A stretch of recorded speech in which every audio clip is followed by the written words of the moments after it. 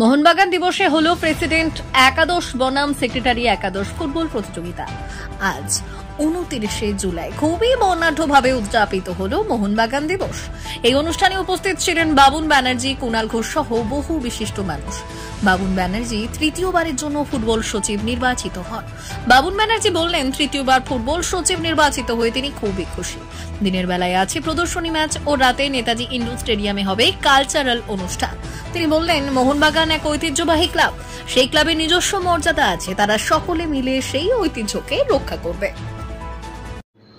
মোহনবাগান দিবসে আজকে মোহনবাগান ক্লাবের 3বারের ফুটবল সেক্রেটারি হয়ে খুব আনন্দ বোধ হচ্ছে। আজকের এই দিনটাতে সবে নতুনভাবে ফুটবল সেক্রেটারি হলাম, আবার খুব খুশি আজকের দিনটা যাতে খুব ভালোভাবে কাটুক।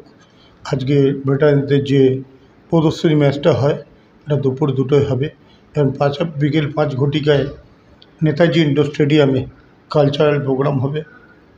একটা সুন্দর মুহূর্ত। আজকের দিনটা আমরা বছরে অপেক্ষা করে থাকি, এই দিনটা কবে আসবে।